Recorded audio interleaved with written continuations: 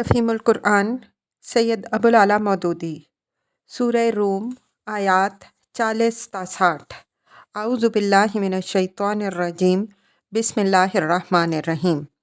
یہاں سے پھر کفار و مشرکین کو سمجھانے کے لیے سلسلہ کلام توحید و آخرت کے مضمون کی طرف پھر جاتا ہے۔ اللہ الذی خلقکم، اللہ ہی ہے جس نے تم کو پیدا کیا۔ ثم رزقکم، پھر تمہیں رزق دیا۔ تفسیر یعنی زمین میں تمہارے رزق کے لیے جملہ وسائل فراہم کیے اور ایسا انتظام کر دیا کہ رزق کی گردش سے ہر ایک کو کچھ نہ کچھ حصہ پہنچ جائے۔ ثم یمیتکم، پھر وہ تمہیں موت دیتا ہے۔ ثم یحییکم، پھر وہ تمہیں زندہ کرے گا۔ هل من شرکائکم من یفعل من ذلکم من شیء، کیا تمہارے ٹھہرائے ہوئے شریکوں میں سے کوئی ایسا ہے جو ان میں سے کوئی کام بھی کرتا ہو؟ تفسیر یعنی اگر تمہارے بنائے ہوئے معبودوں میں سے کوئی بھی نہ پیدا کرنے والا ہے، نہ رزق دینے والا ہے، نہ موت و زیست اس کے قبضۂ قدرت میں ہے، اور نہ مر جانے کے بعد وہ کسی کو زندہ کر دینے پر قادر ہے، تو آخر یہ لوگ ہیں کس مرض کی دوا کہ تم نے انہیں معبود بنا لیا۔ سبحانہ و تعالی عما یشرکون، پاک ہے وہ اور بہت بالا و برتر اس شرک سے جو یہ لوگ کرتے ہیں۔ ظہر الفساد فی البر والبحر بما کسبت ایدی الناس، خشکی اور تری میں فساد برپا ہو گیا ہے لوگوں کے اپنے ہاتھوں کی کمائی سے۔ لیذیقہم بعض الذی عملوا، تاکہ مزہ چکھائے ان کو ان کے بعض اعمال کا۔ لعلہم یرجعون، شاید کہ وہ باز آ جائیں۔ تفسیر یہ پھر اس جنگ کی طرف اشارہ ہے جو اس وقت روم و ایران کے درمیان برپا تھی، جس کی آگ نے پورے شرق اوسط کو اپنی لپیٹ میں لے لیا تھا۔ لوگوں کے اپنے ہاتھوں کی کمائی سے مراد وہ فسق و فجور اور ظلم و جور ہے جو شرک یا دہریت کا عقیدہ اختیار کرنے اور آخرت کو نظر انداز کر دینے سے لازماً انسانی اخلاق و کردار میں رونما ہوتا ہے۔ شاید کہ وہ باز آ جائیں کا مطلب یہ ہے کہ اللہ تعالیٰ آخرت کی سزا سے پہلے اس دنیا میں انسانوں کو ان کے تمام اعمال کا نہیں بلکہ بعض اعمال کا برا نتیجہ اس لیے دکھاتا ہے کہ وہ حقیقت کو سمجھیں اور اپنے تخیلات کی غلطی کو محسوس کر کے اس عقیدہ صالحہ کی طرف رجوع کریں جو انبیاء علیہم السلام ہمیشہ سے انسان کے سامنے پیش کرتے چلے آ رہے ہیں، جس کو اختیار کرنے کے سوا انسانی اعمال کو صحیح بنیاد پر قائم کرنے کی کوئی دوسری صورت نہیں ہے۔ یہ مضمون قرآن مجید میں متعدد مقامات پر بیان ہوا ہے۔ مثال کے طور پر ملاحظہ ہو التوبہ آیت 126، الرعد آیت 31، السجدہ آیت 21، الطور آیت 47۔ قل سیروا فی الارض فانظروا کیف کان عاقبۃ الذین من قبل، ان سے کہو کہ زمین میں چل پھر کر دیکھو پہلے گزرے ہوئے لوگوں کا کیا انجام ہوا۔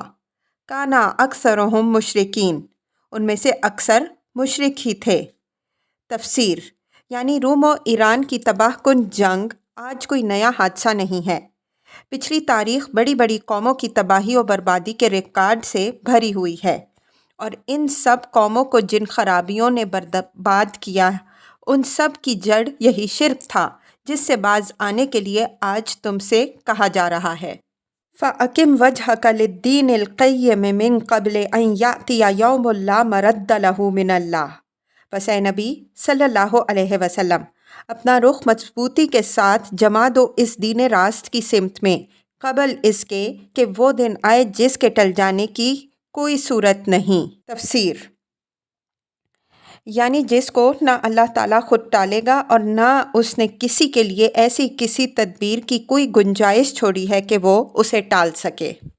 یومئذ یصدعون، اس دن لوگ پھٹ کر ایک دوسرے سے الگ ہو جائیں گے۔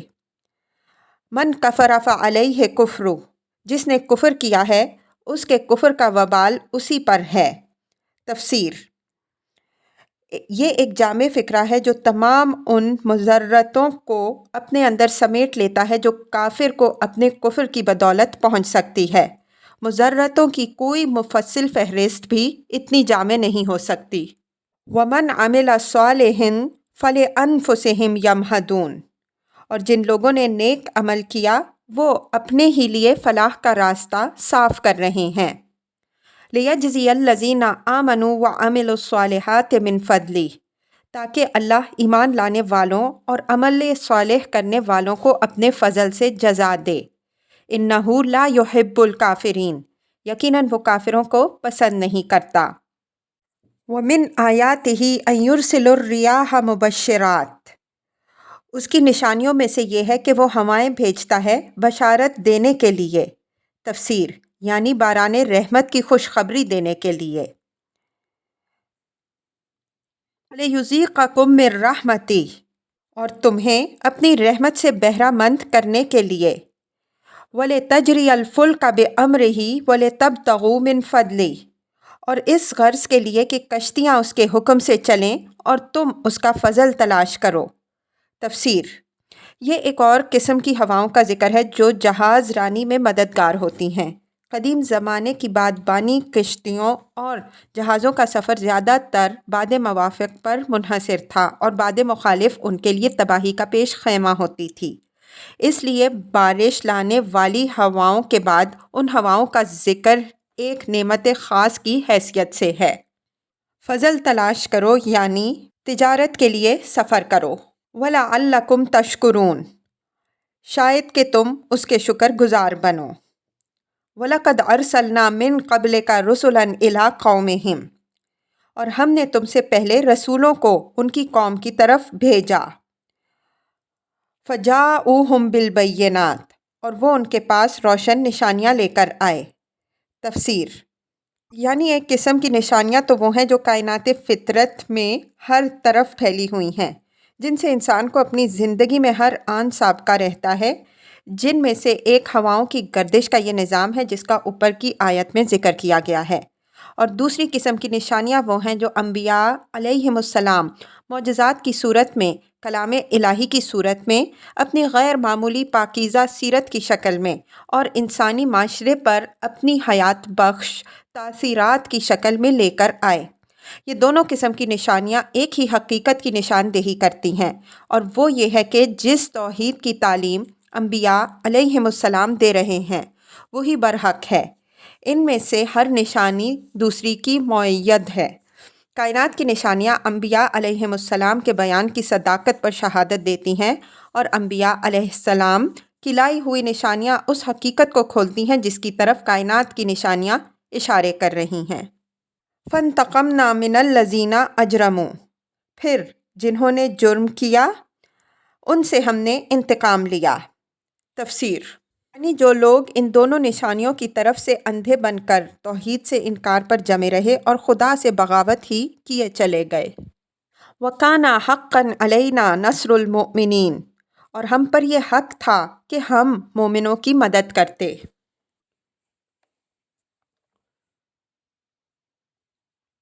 اللہ الذی یرسل الرياح فتثیر سحابا فیبسطہ فی السماء کیف یشاء، اللہ ہی ہے جو ہواؤں کو بھیجتا ہے اور وہ بادل اٹھاتی ہیں، پھر وہ ان بادلوں کو آسمان میں پھیلاتا ہے جس طرح چاہتا ہے۔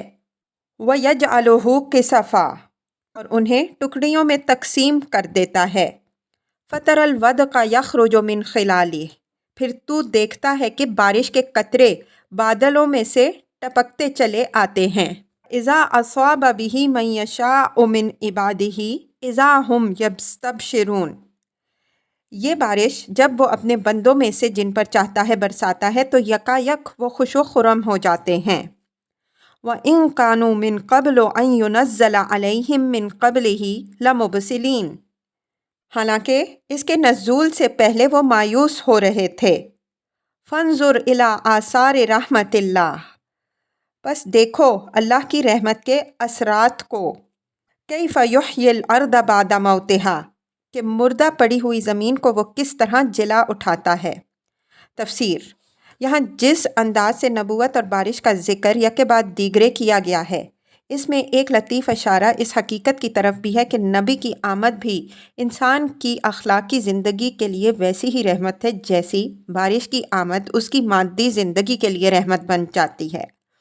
جس طرح آسمانی بارش کے نزول سے مردہ پڑی ہوئی زمین یکا یک جی اٹھتی ہے اور اس میں کھیتیاں لہلہانے لگتی ہیں، اسی طرح آسمانی وحی کا نزول اخلاق اور روحانیت کی ویران پڑی ہوئی دنیا کو جلا اٹھاتا ہے اور اس میں فضائل و معامد کے گلزار لہلہانے شروع ہو جاتے ہیں۔ یہ کفار کی اپنی بدقسمتی ہے کہ خدا کی طرف سے یہ نعمت جب ان کے ہاں آتی ہے تو وہ اس کا کفران کرتے ہیں اور اس کو اپنے لیے مزدہ رحمت سمجھنے کے بجائے پیام موت سمجھ لیتے ہیں۔ ان ذالک لمحی الموتیٰ، یقیناً وہ مردوں کو زندگی بخشنے والا ہے، وہو علی کل شیء قدیر، اور وہ ہر چیز پر قادر ہے۔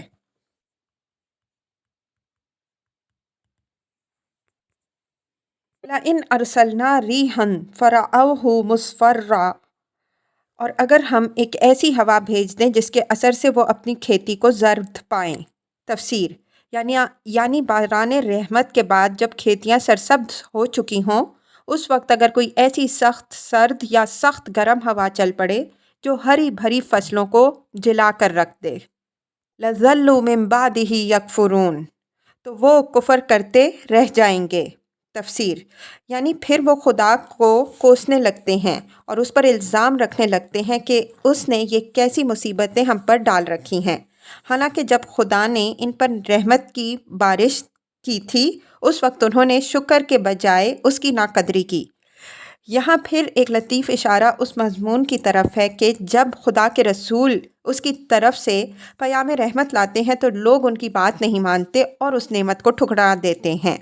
پھر جب ان کے کفر کی پاداش میں خدا ان ظالموں اور جباروں کو مسلط کر دیتا ہے اور وہ جور و ستم کی چکی میں انہیں پیستے ہیں اور جوہر آدمیت کا کلا کما کر ڈالتے ہیں تو وہی لوگ خدا کو گالیاں دینا شروع کر دیتے ہیں اور اسے الزام دیتے ہیں کہ اس نے یہ کیسی ظلم سے بھری ہوئی دنیا بنا ڈالی ہے۔ فَإِنَّكَ لَا تُسْمِعُ الْمَوْتَىٰ، اے نبی صلی اللہ علیہ وسلم تم مردوں کو نہیں سنا سکتے۔ تفسیر یہاں مردوں سے مراد وہ لوگ ہیں جن کے ضمیر مر چکے ہیں، جن کے اندر اخلاقی زندگی کی رمق بھی باقی نہیں رہی، جن کی بندگی نفس اور ضد اور ہٹ دھرمی نے اس صلاحیت ہی کا خاتمہ کر دیا ہے جو آدمی کو حق بات سمجھنے اور قبول کرنے کے قابل بناتی ہے۔ وَلَا تُسْمِعُ الصُّمَّ الدُّعَاءَ إِذَا وَلَّوْا مُدْبِرِينَ، نہ ان بہروں کو اپنی پکار سنا سکتے ہو جو پیٹ پھیرے چلے جا رہے ہوں۔ تفسیر بہروں سے مراد وہ لوگ ہیں جنہوں نے اپنے دلوں پر ایسے قفل چڑھا رکھے ہیں کہ سب کچھ سن کر بھی وہ کچھ نہیں سنتے۔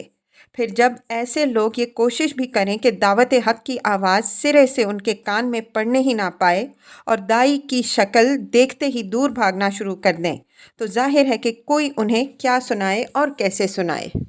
وَمَا أَنْتَ بِهَادِ الْعُمْيَىٰ عَنْ ضَلَالَتِهِمْ، اور نہ تم اندھوں کو ان کی گمراہی سے نکال کر راہ راست دکھا سکتے ہو۔ تفسیر یعنی نبی کا کام یہ تو نہیں ہے کہ اندھوں کا ہاتھ پکڑ کر انہیں ساری عمر راہ راست پر چلاتا رہے، وہ تو راہ راست کی طرف رہنمائی ہی کر سکتا ہے، مگر جن لوگوں کی آنکھیں پھوٹ چکی ہوں اور جنہیں وہ راستہ ہی نظر نہ آتا ہو جو نبی انہیں دکھانے کی کوشش کرتا ہے، ان کی رہنمائی کرنا نبی کے بس کا کام نہیں ہے۔ ان تسمعوا الا من یؤمن بآیاتنا فہم مسلمون، تم تو صرف انہی کو سنا سکتے ہو جو ہماری آیات پر ایمان لاتے ہیں اور سر تسلیم خم کرتے ہیں۔ اللہ الذی خلقکم من ضعف، اللہ ہی تو ہے جس نے تمہیں ضعف کی حالت سے پیدا کیا۔ ثم جعل من بعد ضعف قوة، پھر اس نے ضعف کے بعد تمہیں قوت بخشی۔ ثم جعل من بعد قوة ضعفا وشیبا، اور پھر اس قوت کے بعد تمہیں ضعیف اور بوڑھا کر دیا۔ یخلق ما یشاء، وہ جو چاہتا ہے پیدا کرتا ہے۔ تفسیر یعنی بچپن، جوانی اور بڑھاپا یہ ساری حالتیں اسی کی پیدا کردہ ہیں، یہ اسی کی مشیت پر موقوف ہے کہ جسے چاہے کمزور پیدا کرے اور جس کو چاہے طاقتور بنائے، جسے چاہے بچپن سے جوانی تک نہ پہنچنے دے اور جس کو چاہے جوانہ مرگ دے دے، جسے چاہے لمبی عمر دے کر بھی تندرست و توانا رکھے اور جس کو چاہے شاندار جوانی کے بعد بڑھاپے میں اس طرح ایڑیاں رگڑوائے کہ دنیا اسے دیکھ کر عبرت کرنے لگے۔ انسان اپنی جگہ جس گھمنڈ میں چاہے مبتلا ہوتا رہے، مگر خدا کے قبضہ قدرت میں وہ اس طرح بے بس ہے کہ جو حالت بھی خدا اس پر طاری کر دے، اسے وہ اپنی کسی تدبیر سے بدل نہیں سکتا۔ وَهُوَ الْعَلِيمُ الْقَدِيرُ، وہ ہر چیز کا جاننے والا اور ہر چیز پر قدرت رکھنے والا ہے۔ وَيَوْمَ تَقُومُ السَّاعَةُ يُقْسِمُ الْمُجْرِمُونَ، اور جب وہ ساعت برپا ہوگی تو مجرم قسمیں کھا کھا کر کہیں گے۔ تفسیر یعنی قیامت جس کے آنے کی خبر دی جا رہی ہے۔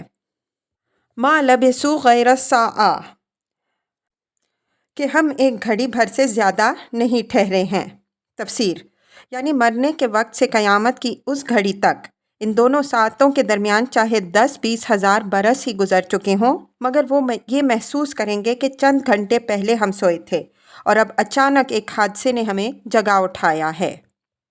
كَذَلِكَ كَانُوا يُؤْفَكُونَ، اسی طرح وہ دنیا کی زندگی میں دھوکہ کھایا کرتے تھے۔ تفسیر یعنی ایسے ہی غلط اندازے یہ لوگ دنیا میں بھی لگاتے تھے، وہاں بھی یہ حقیقت کے ادراک سے محروم تھے، اسی وجہ سے یہ حکم لگایا کرتے تھے کہ کوئی قیامت ویامت نہیں آنی، مرنے کے بعد کوئی زندگی نہیں اور کسی خدا کے سامنے حاضر ہو کے ہمیں حساب نہیں دینا۔ وَقَالَ الَّذِينَ أُوتُوا الْعِلْمَ وَالْإِيمَانَ لَقَدْ لَبِثْتُمْ فِي كِتَابِ اللَّهِ إِلَى يَوْمِ الْبَعْثِ، مگر جو علم اور ایمان سے بہرہ مند کیے گئے تھے وہ کہیں گے کہ خدا کے نوشتے میں تو تم روز حشر تک پڑے رہے ہو۔ فَهَذَا يَوْمُ الْبَعْثِ، سو یہ وہی روز حشر ہے۔ وَلَكِنَّكُمْ كُنْتُمْ لَا تَعْلَمُونَ، لیکن تم جانتے نہیں تھے۔ فَيَوْمَئِذٍ لَا يَنْفَعُ الَّذِينَ ظَلَمُوا مَعْذِرَتُهُمْ، پس وہ دن ہوگا جس میں ظالموں کو ان کی معذرت کوئی نفع نہ دے گی۔ وَلَا هُمْ يُسْتَعْتَبُونَ، اور نہ ان سے معافی مانگنے کے لیے کہا جائے گا۔ تفسیر دوسرا ترجمہ یہ بھی ہو سکتا ہے نہ ان سے یہ چاہا جائے گا کہ اپنے رب کو راضی کرو، اس لیے کہ توبہ اور ایمان اور عمل صالح کی طرف رجوع کرنے کے سارے مواقع کو وہ کھو چکے ہوں گے اور امتحان کا وقت ختم ہو کر فیصلے کی گھڑی آ چکی ہوگی۔ وَلَقَدْ ضَرَبْنَا لِلنَّاسِ فِي هَذَا الْقُرْآنِ مِنْ كُلِّ مَثَلٍ، ہم نے اس قرآن میں لوگوں کو طرح طرح سے سمجھایا ہے۔ وَلَئِنْ جِئْتَهُمْ بِآيَةٍ لَيَقُولَنَّ الَّذِينَ كَفَرُوا إِنْ أَنْتُمْ إِلَّا مُبْطِلُونَ، تم خواہ کوئی نشانی لے آؤ، جن لوگوں نے ماننے سے انکار کر دیا ہے وہ یہی کہیں گے کہ تم باطل پر ہو۔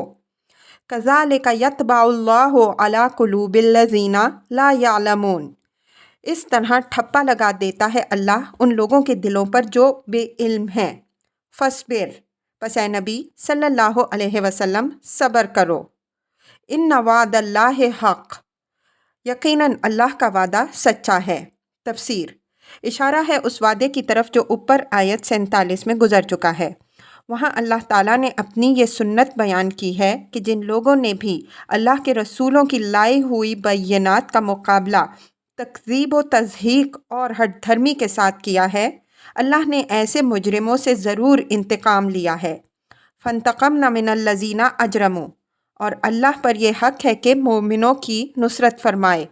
وَكَانَ حَقًّا عَلَيْنَا نَصْرُ الْمُؤْمِنِينَ وَلَا يَسْتَخِفَّنَّكَ الَّذِينَ لَا يُوقِنُونَ، اور ہرگز ہلکا نہ پائیں تم کو وہ لوگ جو یقین نہیں لاتے۔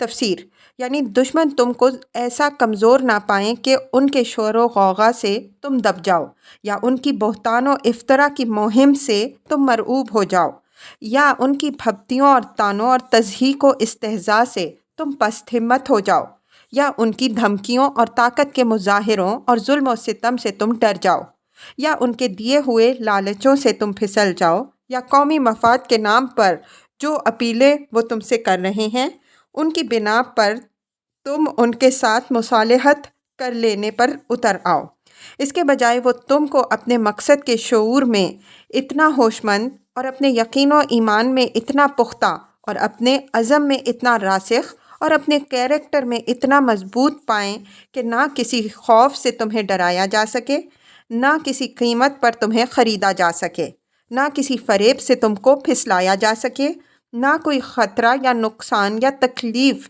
تمہیں اپنی راہ سے ہٹا سکے، اور نہ دین کے معاملے میں کسی لین دین کا سودا تم سے چکایا جا سکے۔ یہ سارا مضمون اللہ تعالیٰ کے کلام بلاغت نظام نے اس ذرا سے فقرے میں سمیٹ دیا ہے کہ یہ بے یقین لوگ تم کو ہلکا نہ پائیں۔ اب اس بات کا ثبوت تاریخ کی بے لاگ شہادت دیتی ہے کہ نبی صلی اللہ علیہ وسلم دنیا پر ویسے ہی بھاری ثابت ہوئے جیسے اللہ اپنے آخری نبی میں بھاری بھرکن پن دیکھنا چاہتا تھا۔ آپ صلی اللہ علیہ وسلم سے جس نے جس میدان میں بھی زور آزمائی کی، اس نے اسی میدان میں مات کھائی، اور آخر اس شخصیت عظمیٰ نے وہ انقلاب برپا کر کے دکھایا جسے روکنے کے لیے عرب کے کفر و شرک نے اپنی ساری طاقت صرف کر دی اور اپنے سارے حربے استعمال کر ڈالے۔